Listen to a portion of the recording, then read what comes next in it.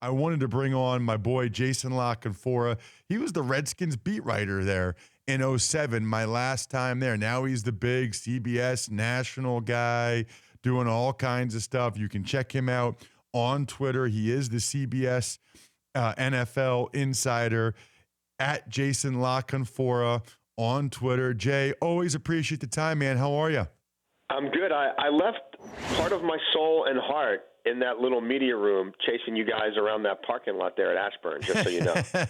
There's still a piece of me out there, Ross. Well, you were very, very good at it, and because of you, a lot of people call me the Rooster because you wrote about that being my nickname because somebody, when I was with the Redskins the first time, told you that my grandpa came to training camp and called me Rooster, and so everybody seemed to love that. My buddies call me Rooster. That's a whole other story, but I want to get into you the. Get called worse though. That's in the pantheon of nicknames. That's not bad. All right, so I want to start with the Antonio Brown stuff, Jason. So I guess my first question is, what happened? Because I went to bed at 10, I woke up at 4, and it felt like Antonio Brown got or did not get traded twice during those 6 hours. Well, the hours you were asleep, actually, in terms of like football stuff, nothing happened. Honestly, I mean, I guess word of a dead trade got out and sort of was presented as real time when, in fact, by the point it got out, there was no trade to be had because the player wasn't going to go to Buffalo, and it was no point continuing the dialogue, and both teams had gone their separate ways. So he didn't miss anything. Any idea good news, right? Yeah, well, any idea, Jay, what the trade compensation would have been? I've seen a couple people or rumors that maybe they were going to swap first round picks and then some. I'm not sure. I don't want to say if I don't know. I mean, I'd heard they were pretty far down the road, and that the Steelers were comfortable with what they thought they might be able to get, but it was more hypothetical than anything else because the player by that point had made it clear he wasn't going to report, and the Bills didn't want the aggravation. And, it wasn't even like a contractual thing. I mean, they had never even reached a point where the agent was negotiating anything with the Bills because there's nothing to negotiate because he doesn't want to play there, and he's telling me he won't play there. So, the teams moved on. So we're talking with Jason La Canfora, CBS Sports NFL insider. So, Jason, 2 weeks ago, Kevin Colbert said that Antonio Brown would not have any say in where he gets traded. I mean, it sounds like he does. Well, I mean, the one thing he could always do is take his ball and go home, right? And say, I refuse to report and, come after me, find me, whatever. So I guess the one card you can always play is I'm retiring, I'm not showing, have fun without me card. Which you're right, it does. It doesn't affect the negotiations, but it will scuttle them real quick if the team just loses interest and says I don't want to play that game with you either. And that's what happened here. I think what Kevin was alluding to was the fact that this player's signed a record contract at the time, not that long ago, and has 3 years remaining. And, we're not going to give him permission to seek a trade. We're not going to run this through the agent and let him bring a deal back to us. We're going to do what we have to do for our football team, and then we're going to trade him. And if he wants to get, more money somewhere else, that's between him and that other team. And obviously, in this case, it never even got to that stage because apparently Buffalo's not on his list. I mean, if you're the Steelers right now, you've got to be having flashbacks to last fall at the trade deadline, right? When they're trying to trade Le'Veon Bell, who says, I don't ever want to play for you, but then his agent's calling teams saying, don't trade for him because we're not going to report. So it's like, is there a part of both of their subconscious that really still wants to be in Pittsburgh? And at this point, people in that building are wondering, well, they've got nothing really cooking with any other teams right now. There's nothing they've had conversations here and there, but there's nothing ongoing. And then B, they're wondering, like, is this just some kind of weird subterfuge to eventually try to get more money out of us to stay here?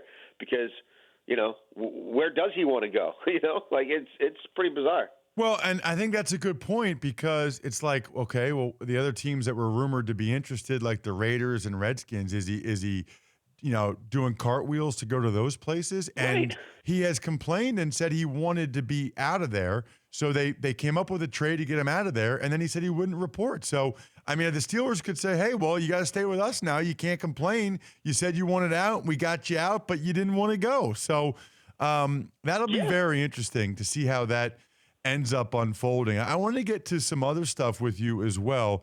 Sure. I think I saw a video where I believe you said, I don't want to put words in your mouth, but that Kyler Murray going to number 1 to the Arizona Cardinals is the worst kept secret right now. Is that correct? I'm thoroughly convinced that is going to happen. Yes. Okay. And so what's interesting about that? I Go am ahead. convinced of it. Okay. So then that obviously means Josh Rosen will be going somewhere else. And I think you referenced sir. perhaps even like the Redskins, third-round Washington, pick. yeah. So here's what I don't understand, Jason. Okay. The guy was the 10th pick or whatever in the draft last year, 11th, whatever. So Right. if you are the Miami Dolphins, Washington Redskins, I would even say teams with older quarterbacks like the New Orleans Saints, New England Patriots, LA Chargers, New York Giants, why wouldn't almost all of those teams be willing to trade a second-round pick for him? Well, I mean, we can take them team by team. Miami, I mean, other than Adam Gase, nobody in that organization was convinced that Tannehill was the guy a year ago. They could have drafted him. You know what I mean? They could have made moves to get him last year. They didn't. I don't think they're in any hurry to get a quarterback right now. And that's also a team that's probably looking at next year's draft, knowing they're more than a year away, saying Tua and Herbert, okay. We like that, and they're controllable for 5 years, and they're cheap too, and we're not inheriting somebody else's problem.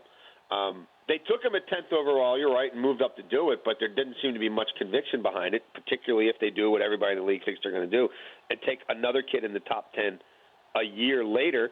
New England, if I'm New England, Jacoby Brissett's contract's up in January, right?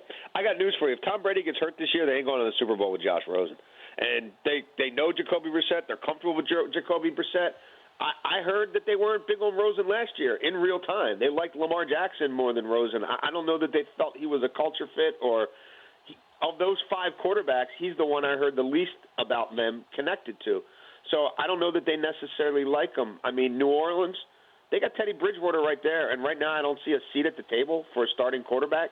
Teddy Bridgewater's 26 years old. If he doesn't go to Miami, I don't know where he's going, assuming Foles goes to Jacksonville.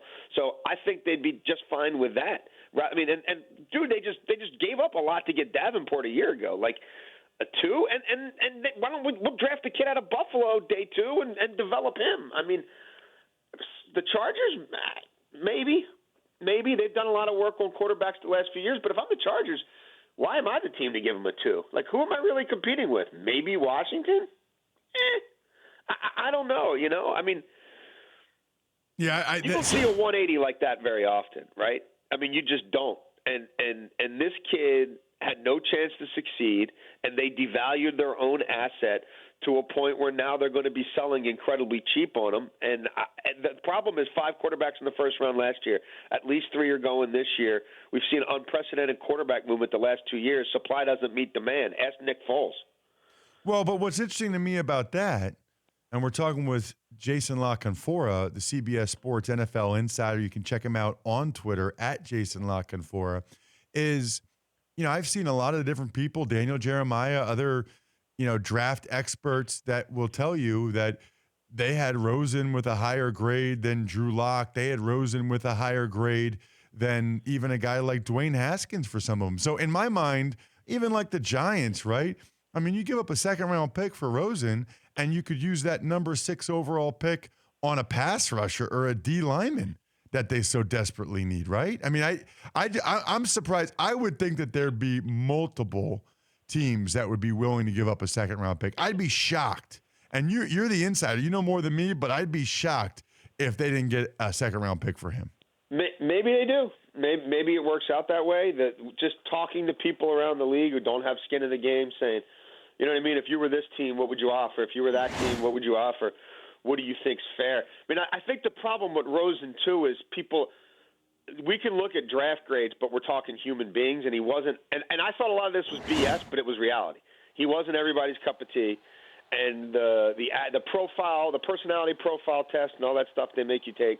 The way he scored out in that freaked some people out, and then he went to a place that literally quit on him, like in less than a year. Like, so where is he psychologically? You know what I mean? Where he was sacked 52 times. Like, I'll go back to our Redskins days. What did Steve Spurrier do to Patrick Ramsey? You know what I mean? And Joe Gibbs couldn't fix it. Like, I just think there's that element to it as well of I'd rather have a blank slate with a kid who I bring in and indoctrinate everything rather than, you know what I mean, I'm going to go get this guy. I wasn't sure how much I loved him in the draft. And, you know what I mean, now I got to try to rebuild him. Like, it's one thing if it's Sean McVay gets the job and the job is go fix Jared Goff and he spends an entire offseason rebuilding him mind, body, and soul holistically, confidence, you know what I mean, ego all the way up. If that's what this kid needs, unless you know what I mean, unless you think he's your absolute answer, I don't know that you're doing that, and I don't know that you're able to do that on the fly if you're New Orleans or the Chargers and you're trying to win a Super Bowl. The Giants one is interesting. I'm not sure that his personality fits what their model of a quarterback. Interesting. Jason, always appreciate the time. Always good to talk with you. As soon as I saw that video on your Twitter, I wanted to make sure to chat with you about it. Thanks so much, as always. My pleasure. Thank you, buddy. All right, there he is, Jason Canfora from CBS Sports. For more Dan Patrick Show, tune to Audience Channel 239 on DirecTV or download the Dan Patrick Show app.